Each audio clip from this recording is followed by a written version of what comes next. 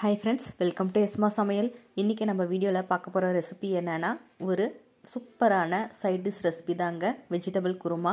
இது பூரி, சப்பாத்தி, இடியாப்பம், பாயா, இட்லி, தோசைன்னு அத்தனைக்கும் சூப்பரா பொருந்தும். அது எப்படி செய்யலாம்னு பார்க்கலாம். அதுக்கு முன்னாடி இதுவரைக்கும் நீங்க நம்ம சேனலை சப்ஸ்கிரைப் பண்ணலைனா சப்ஸ்கிரைப் பண்ணிட்டு பக்கத்துல இருக்க பெல் ஐகானை கிளிக் பண்ணிட்டு அப்படியே ஆல் கொடுத்துடுங்க.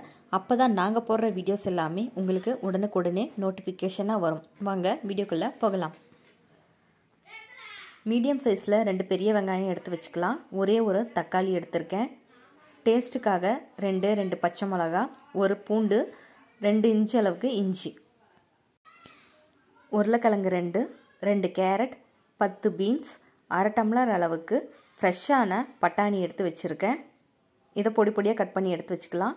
அரை மூடி தேங்காய் எடுத்து வச்சுக்கலாம். இப்போது குக்கரில் எண்ணெய் ஊற்றிருக்கேன். எண்ணெய் நல்லா காஞ்சதுக்கு அப்புறமா 4 லவங்கம், 2 இன்ச்சு அளவுக்கு பட்டை, அரை டீஸ்பூன் சோம்பு, 3ஐயும் போட்டு நல்லா தாளிச்சிக்கலாம்.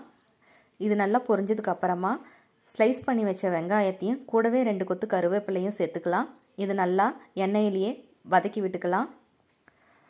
வெங்காயம் வதங்கிறதுக்காக கொஞ்சமாக தூளுப்பு சேர்த்துக்கலாம். தூளுப்பு சேர்த்துனதுக்கு அப்புறமா வெங்காயம் பாருங்கள் கலர் மாதிரி நல்லா ஒரு ஃப்ளேவர் டெக்ஸ்சரோட சூப்பராக இருக்கும். இது கொஞ்ச நேரம் எண்ணெயிலேயே வதங்கி வரட்டும். அது வரைக்கும் பொறுமையாக வதக்கிட்டு கூடவே 2 பச்சை மிளகாயை சேர்த்துக்கிறேன். உங்களுக்கு பச்சை மிளகா வேண்டானா ஸ்கிப் பண்ணிக்கலாம். நான் வெறும் ஃப்ளேவருக்காக மட்டும்தான் சேர்த்துருக்கேன். வெங்காயம் இந்தளவுக்கு நல்லா வதங்கி வந்ததுக்கு அப்புறமா நான் பூண்டையும் இஞ்சியும் நல்லா இடிக்கல்லில் போட்டு இடித்து வச்சுருக்கேன். அதையும் இதில் சேர்த்துக்கலாம். இஞ்சி பூண்டு பச்சை வாசம் போகிற வரைக்கும் நல்லா எண்ணெயிலேயே பொறுமையாக சிம்மில் வச்சு வதக்கி விடுங்க.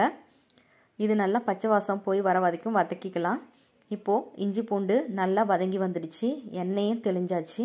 இதுக்கப்புறமா நம்ம எடுத்து வச்சோம் இல்லைங்களா தக்காளி, அதையும் நல்லா ஸ்லைஸ் பண்ணி இதில் சேர்த்துக்கலாம்.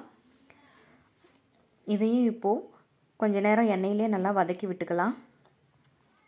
நம்ம ஏற்கனவே வெங்காயத்தில் உப்பு சேர்த்துருக்கிறதுனால இப்போ தக்காளிக்கு சேர்த்த தேவையில்லை.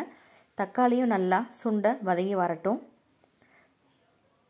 பாருங்கள் தக்காளி நல்லா சுருண்டு வர ஆரம்பிச்சிருச்சு, எண்ணெயும் தெளிய ஆரம்பிச்சிருச்சு. இப்போது இது கூட நம்ம ஏற்கனவே கட் பண்ணி வச்சுருக்க வெஜிடபிள்ஸை இதில் சேர்த்துக்கலாம். உங்களுக்கு என்னென்ன வெஜிடபிள்ஸ் வேணுமோ எல்லா வெஜிடபிள்ஸையும் நீங்கள் சேர்த்துக்கலாம். இப்போது வெஜிடபிள்ஸ் சேர்த்துனதுக்கு அப்புறமா கொஞ்சம் நேரம் எண்ணெயிலேயே பிரட்டி விட்டுக்கலாம்.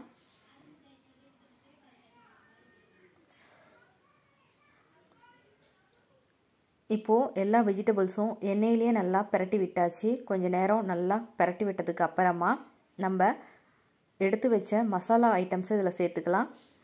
மசாலா பொருட்கள் இதில் சேர்த்துனதுக்கு அப்புறமா நல்லா எண்ணெயிலே கொஞ்சம் நேரம் கிண்டி விடுங்க. மசாலாவோட பச்சை வாசம் போகிற வரைக்கும் நம்ம எண்ணெயிலேயே அடுப்பு சிம்மில் வச்சு கொஞ்சம் நேரம் நல்லா பிரட்டி விட்டுக்கலாம். இப்போது மசாலா பொருள் காய்களோட நல்லா திரண்டு மிக்ஸ் ஆகி வந்துருச்சு. இதுக்கப்புறமா நம்ம கொஞ்சமாக இதில் தண்ணி சேர்த்துக்கலாம். அப்போதான் அடி பிடிக்காமல் காய் நல்லா வெந்து வரும். மசாலா பொருட்களோட பச்சை வாசம் போகிற வரைக்கும் நம்ம கொஞ்சம் நேரம் மூடியை திறந்து வச்சு கொதிக்க விட்டுக்கலாம்.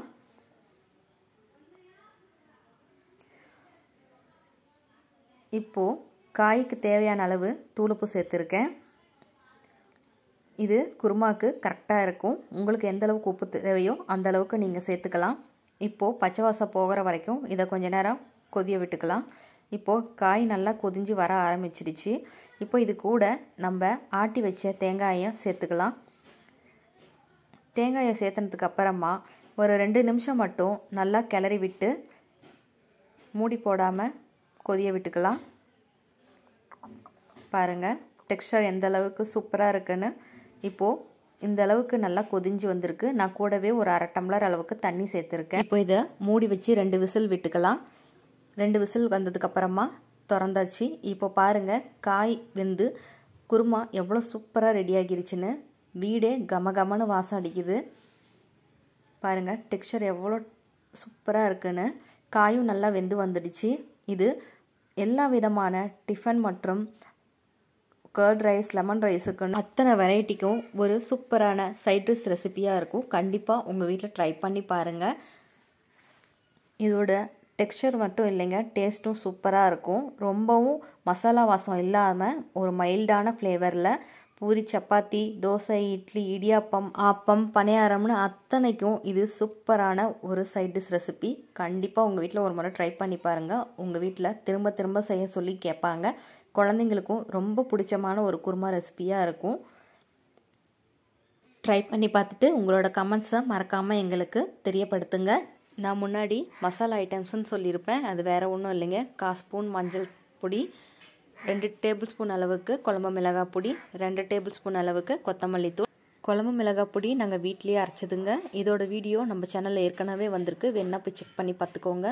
இந்த வீடியோ உங்களுக்கு பிடிச்சிருந்ததுன்னா லைக், ஷேர், சப்ஸ்கிரைப் பண்ணுங்கள். தேங்க்ஸ் ஃபார் வாட்சிங்.